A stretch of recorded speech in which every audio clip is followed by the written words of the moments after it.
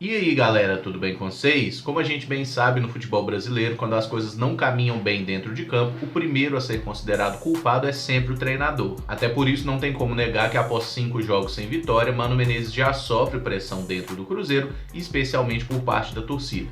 Então a ideia desse vídeo é: será que tem treinador melhor que o Mano Menezes disponível no mercado? Meu nome é Emerson Araújo, esse é o canal 6x1 e desde o início eu peço para você deixar o like no vídeo, se inscrever no canal caso ainda não seja inscrito, conferir o vídeo obviamente, com as sugestões aqui contidas e deixar nos comentários a sua opinião, a sua avaliação do vídeo e também se tiver algum outro nome que você faça a sugestão. Já falei em diversas oportunidades aqui no canal e mantenho a minha opinião de que o Mano Menezes não é o maior responsável por essa fase ruim do Cruzeiro. Mas a gente tem que entender que sim, é importante analisar o mercado. Esse vídeo não é de forma nenhuma uma tentativa de fritar o Mano ou dizer que tem outros técnicos melhores que eles, é apenas uma tentativa de olhar o mercado mesmo e ver as opções que a gente tem. Eu ainda acho que o problema passa muito mais pelos jogadores, e as suas posturas meio complacentes e pouco concentradas dentro de campo, mas é importante sim a gente avaliar opções e conversar sobre isso. Até para tentar mudar um pouquinho de assunto depois aí de 3 dias fazendo vídeos bem voltados para a questão política e para essa crise que a gente vive também no aspecto fora das 4 linhas. Eu não vou tratar aqui de nomes como Thiago Nunes do Atlético Paranaense, Rogério Ceni do Fortaleza, o Fernando Diniz do Fluminense, porque eles tiveram recentemente chance de deixar os seus clubes e preferiram ficar. Então significa que se o Cruzeiro procurasse eles rejeitariam? Não tem como a gente ter essa certeza, mas não são caras que parecem dispostos a deixar os seus trabalhos atuais, por isso não vou tratá-los aqui como opções viáveis. Talvez fosse trazê-los para um início de temporada, eles poderiam ter esse interesse, mas no meio do ano dessa forma acho muito improvável. Entre as opções que a gente pode considerar alvos acessíveis, o primeiro que eu vou falar é de Dorival Júnior. O comandante já trabalhou no Cruzeiro, onde chegou a fazer 40 partidas. Foram 19 vitórias e 15 derrotas nesse período. Como os números bem mostram, era um time 8 ou 80. Ele era extremamente ofensivo, criava muitas oportunidades, mas permitia muitas finalizações, tomava muitos gols, não tinha consistência. Desde então o Dorival passou por diversos clubes: Internacional, São Paulo, Fluminense, Vasco, Santos, inclusive Flamengo, onde ele teve 2 passagens. A última de 2018, no final do ano passado, foi inclusive o último trabalho dele. Nesse trabalho no rubro-negro, ele conseguiu alguns bons resultados, o time jogava um bom futebol, era um time muito propositivo, No entanto, às vezes o Flamengo também tropeçava, especialmente para adversários de menor expressão e dentro de casa, Foi assim, inclusive, no último jogo, na despedida dele. Eu não contrataria o Dorival por um motivo muito simples. Eu não enxergo no trabalho dele uma evolução consistente daquele Dorival que deixou o Cruzeiro no final de 2007.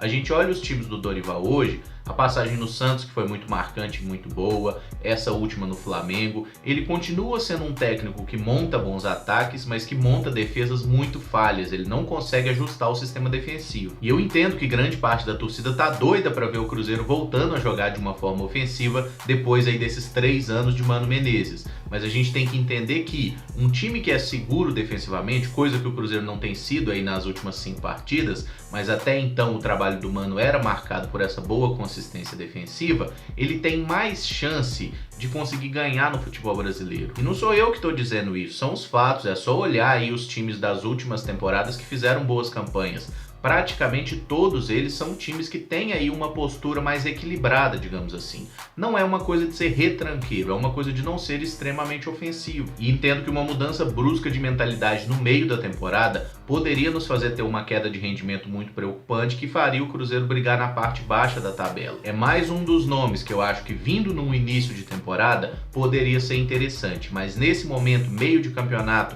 Cruzeiro já vivendo uma crise política e também uma crise técnica, o risco é muito grande. Sebastian Becassese é um nome que se tornou muito popular aí nos últimos tempos, especialmente nas especulações de clubes brasileiros. Argentino, 38 anos, auxiliar de Sampaoli tanto na seleção chilena quanto na Universidade de Chile e por último também na Argentina. Ele foi recentemente vice-campeão argentino com o Defensa e Justicia, que é um clube menor da Argentina, um clube que tem inclusive um bom potencial de investimento, tem empresário botando jogador e botando grana no clube, mas ainda assim é um clube pequeno, o trabalho merece grandes elogios. O Becassese, como treinador, teve uma passagem pela Universidade de Chile, que não funcionou bem, depois assumiu o Defensa e Justiça em 2017, fez um bom trabalho, ganhou 14 das 23 partidas que disputou. Quando o Sampaoli assumiu a seleção argentina, o BKSS deixou o Defensa, foi trabalhar com o Sampaoli na seleção argentina e após o fracasso na Copa de 2018, ele voltou a ser treinador, voltou ao Defensa, onde fez essa grande campanha. É um treinador ofensivo que tem como principais marcas a intensidade de jogo, ele monta os times dele para de fato morderem muito sem bola e tentarem atacar, tentarem chegar muito rapidamente ao gol, e ele é um cara que trabalha muito com base, ele desenvolve muitos jovens jogadores. Eu gosto muito do estilo dele, mas o fato de nunca ter trabalhado no futebol brasileiro, ser um cara jovem, de pouco estofo aí como treinador de futebol profissional, e o elenco do Cruzeiro ser extremamente cheio de veteranos, de caras melindrosos, medalhões, eu acho que essa mistura poderia dar um problema muito grande. O estilo dele não casa muito bem com o estilo dos jogadores. Ele ia querer implantar um jogo extremamente dinâmico, ofensivo, de correria, coisa que esse time do Cruzeiro eu acho que não vai dar conta. Então eu entendo que nesse momento seria ainda mais arriscado que o Dorival. Se tivesse uma possibilidade da gente ir até o final do ano com o Mano Menezes, mesmo que a gente não ganhe título, mas faça aí uma campanha segura e o time já vá se reformulando para o ano que vem, chegar o BKSS em janeiro, trabalhar com base e tudo mais, eu ia gostar demais, até porque é um cara que, até para desenvolver jovens jogadores, ele precisa conhecê-los bem, conhecer os jogadores, as características, até para ver onde esses caras podem evoluir. Mas entendo que misturar um elenco cheio de medalhão preguiçoso com um técnico que preza pela intensidade de jogo, certamente daria confusão. Na melhor das hipóteses, ele iria tirar grande parte dos jogadores que hoje são titulares do time e iria ter que apostar em jogadores jovens. É aquela coisa, é muito risco, e a gente sabe que no futebol brasileiro, qualquer time grande que tenha uma temporada de risco, de escorregadas, pode parar na segunda divisão. O Marcelo Oliveira é um técnico marcado aí na história do Cruzeiro pelo bicampeonato brasileiro, 2013 e 2014, também ganhou o Campeonato Mineiro em 2014. Desde que ele deixou o nosso clube, em meados de 2015, ele ganhou uma Copa do Brasil com o Palmeiras no próprio ano de 2015, mas não conseguiu fazer bons trabalhos. No próprio Palmeiras, mesmo ganhando a Copa do Brasil, ele era extremamente questionado, ficou até o ano seguinte, quando foi mandado embora na campanha que o Palmeiras foi eliminado na fase de grupos da Libertadores. Depois assumiu o Atlético Mineiro, conseguiu até durante um tempo brigar pelo título nacional, mas perdeu fôlego na reta final, o Atlético acabou conseguindo vaga na Libertadores apenas, foi para a final da Copa do Brasil, tomou um 3-1 para o Grêmio em casa e o Marcelo foi mandado embora entre os dois jogos da decisão. Foi para o Curitiba em 2017, acabou sendo rebaixado com o clube, participou aí da campanha que levou o Coxa para a Série B, um lugar onde o Marcelo tinha sido muito feliz, especialmente em 2011, 2012, ele fez um grande trabalho por lá e quase repetiu essa campanha de rebaixamento em 2018, onde treinou o Fluminense, o time estava ladeira abaixo, correndo sério risco de rebaixamento, o Marcelo foi mandado embora na reta final e o Flu só se livrou da degola porque ganhou do América na última rodada, com isso conseguiu se manter na Série A. Justamente por esses trabalhos recentes ruins, eu não apostaria no Marcelo. Acho ele um ótimo profissional, uma ótima pessoa, é um bom treinador e está marcado eternamente na história do Cruzeiro. Mas nesse momento, vindo de uma sequência ruim, trabalhando aí com muitos jogadores que ele ainda não conhece, eu sinceramente não consigo ter segurança de que o Marcelo conseguiria reeditar um bom trabalho no Cruzeiro. E mais uma vez bato nessa tecla, uma das grandes marcas daquele time do Marcelo Oliveira do Cruzeiro era a velocidade, era um time rápido, era Everton Ribeiro acelerando pela direita, Dagoberto ou William acelerando pela esquerda, era o próprio Ricardo Goulart, que é um jogador que tem uma arrancada muito boa por dentro, eram volantes mais dinâmicos, o Egídio, que tá aí de volta atacando muito pelo lado esquerdo, o Mike pela direita, enfim, aquele era um Cruzeiro que jogava com muita intensidade. Bem diferente desse elenco do Cruzeiro atual. Outro gringo que eu gosto bastante é Eduardo Cudê, treinador do Racing atualmente, que foi recentemente aí campeão argentino, foi o primeiro título da carreira dele inclusive. É um cara que preza por times muito lutadores e times que trabalham muito com aquela ideia de atacar em bloco e também defender em bloco. Ele não é um cara que provavelmente iria fazer como o Mano, que protege ali um Fred, um Thiago Neves do momento defensivo. Com o Cudê, normalmente todo mundo ataca, todo mundo defende. Um bom exemplo é a gente ver lá o Lisandro Lopes, por exemplo, que é um ídolo do Racing, mas que joga de forma extremamente combativa com ele no Racing. Eu gosto bastante do trabalho dele, desde o grande time do Rosário Central, que ele montou há alguns anos, time que fez boa campanha na Libertadores, não ficou com o título no fim das contas, mas era um time que jogava um futebol muito bom de se ver. Depois dessa passagem pelo Rosário, ele foi para o México, trabalhou no Tijuana, não foi bem por lá, acabou demitido em menos de uma temporada e tem feito esse bom trabalho no Racing, né? Deu aquele couro no Cruzeiro de 4-2 na Argentina na fase de grupos da Libertadores do ano passado. Depois o Cruzeiro ganhou do Racing em casa por 2-1. Confesso que nessa lista de nomes que eu apresento aqui, o Kudê seria o meu preferido. Eu acho que é um técnico que não demandaria de um grande período assim para adaptação. O estilo dele não é tão diferente do que o Cruzeiro joga hoje, embora seja um pouco mais ofensivo que o Mano Menezes. Tem gente que pede Jair Ventura, o que eu acho extremamente incoerente. O Jair é um projeto de Mano, de Tite, de Carille, esses técnicos que privilegiam o sistema defensivo, né, e tentam sair mais na boa. E vale ressaltar que o Jair fez apenas um bom trabalho na carreira, que foi naquele Botafogo que ele conhecia há 10 anos, né? Ele trabalhava no clube há muito tempo, conhecia os jogadores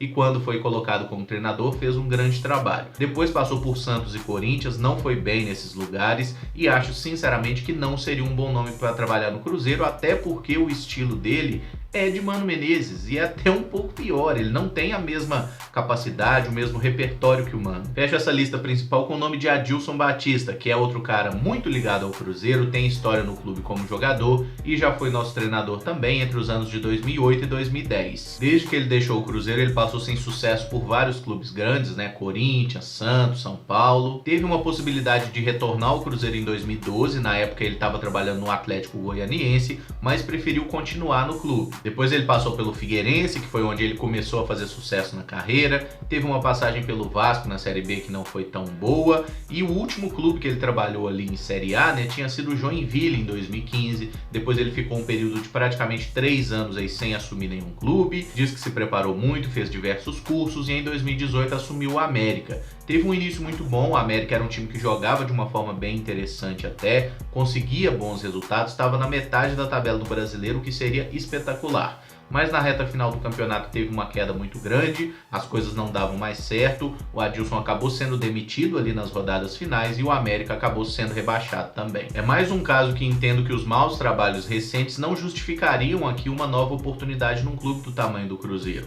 Gosto do Adilson, acho que todo cruzeirense lembra com carinho daquela passagem por aqui, por mais que ele não tenha conseguido grandes títulos, né? Foram apenas títulos estaduais e uns coro dado no Atlético. O grande problema de trocar de treinador no meio de ano, coisa que raramente dá certo no Cruzeiro, é essa questão de precisar de uma solução imediata. Não tem tempo para o cara acertar as coisas, conversar com o elenco, ajustar detalhes. Até tem agora, né, essa parada para a Copa América que é praticamente um mês sem jogos. E isso sim, pode fazer diferença. Mas a gente tem que lembrar que não existe fórmula pronta quando se trata de treinador, mas o que dá pra gente fazer é avaliar riscos. E esses nomes que eu citei aqui, eu acho que são caras que têm um perigo muito grande do Cruzeiro afundar, maior até do que seguir nesse trabalho atual com o Mano Menezes. E só ressaltando que alguns nomes que foram citados aí em comentários de vídeos anteriores, como José Mourinho, Renato Gaúcho, Marcelo Gallardo e Tite, não são opções pelo alto custo que representariam ou simplesmente porque eu acho que não tem interesse em trabalhar no Cruzeiro mesmo, tá? Só para dar um exemplo sobre o Gallardo, né, bicampeão da Libertadores pelo River Plate, ele ganha mais de 2 milhões de reais por mês atualmente lá, ele é dono do clube, ele manda prender e manda soltar lá no River, e eu tenho certeza que ele não trocaria tudo isso para vir trabalhar no Cruzeiro. É engraçado que ano passado, né, tem até vídeos com algumas pessoas perguntando qual seria um treinador bom para a saída do Mano Menezes, e várias vezes eu respondi Abel Braga, que depois desse trabalho fraco aí no Flamengo, é um cara que eu nem cogitaria trabalhando no Cruzeiro. Eu acho que definitivamente o Abel já entrou naquele patamar Vanderlei Luxemburgo ali dos caras que não dá mais. No caso do português Jorge Jesus, que foi recentemente especulado em alguns clubes brasileiros, como o Atlético e como o Flamengo, eu entendo que não seria uma boa opção, porque a torcida do Cruzeiro tem uma grande resistência a portugueses depois daquele trabalho feito pelo Paulo Bento que não deu certo. Então contratar um cara que já chegaria com extrema resistência pelo simples fato da sua nacionalidade, eu acho que não seria uma boa ideia. E vale ressaltar que o Jorge Jesus é muito bom treinador, é um cara extremamente experiente, trabalhos em Benfica, em Sporting, especialmente no Benfica ele foi muito bem, mas é um cara que é muito caro também. O patamar salarial dele é nível de Europa, o que é mais um fator que eu acho que inviabilizaria essa contratação. Mas por fim, gostaria de reiterar que eu não entendo que a situação do Cruzeiro seja simples de resolver. É só trocar o técnico que tudo vai caminhar. Não é assim. Imagino que até a partida de volta aí das oitavas de Copa do Brasil contra o Fluminense na quarta-feira que vem, o Mano Menezes esteja absolutamente seguro.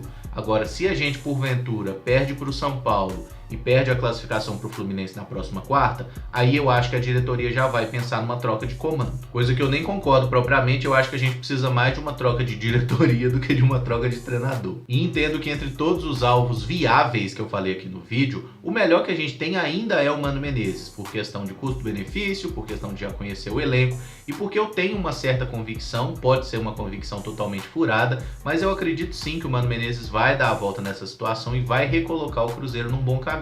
O primeiro passo seria ganhar do São Paulo lá no Morumbi. A gente sabe que é muito difícil, né? O histórico pesa contra, mas a gente tem que entender que o São Paulo também vive um momento ruim, acaba de ser eliminado aí pelo Bahia na Copa do Brasil, e o Cruzeiro pode sim conseguir fazer um bom jogo. O time tá descansado, né? São 2 semanas cheias de treinamento e eu acho que não há desculpa pro Cruzeiro não fazer um bom jogo contra o São Paulo e não jogar com tudo aí para conseguir a classificação contra o Fluminense também. Certamente não serão jogos fáceis, são desafios complicados, mas eu entendo que o Cruzeiro tem sim condição de conseguir superar esses adversários. Mas é aquele negócio, né? Tem que começar a jogar, tem que começar a ser competente, porque a gente está cometendo falhas nos últimos jogos simplesmente inexplicáveis, tanto na defesa quanto no ataque. Bom, galera, dei a minha opinião e gostaria que vocês usassem os comentários aí para deixar a de vocês também, né? Se gostam de algum desses nomes, se sugerem algum outro que seria uma boa opção para treinar o Cruzeiro, ou se acreditam ainda que o Mano Menezes vai conseguir recolocar as coisas no prumo e o Cruzeiro vai dar a volta por cima aí com esse treinador atual. E se não for pedir demais, deixa o like aí no vídeo também e se inscreve no canal caso ainda não seja inscrito, beleza? Amanhã a gente volta com os vídeos mais voltados a notícias, mas esse eu já tinha prometido na semana passada, então estou fazendo agora para a gente analisar um pouco mais esse mercado de treinadores. Muito obrigado por acompanhar, um abraço e até o próximo vídeo. Valeu!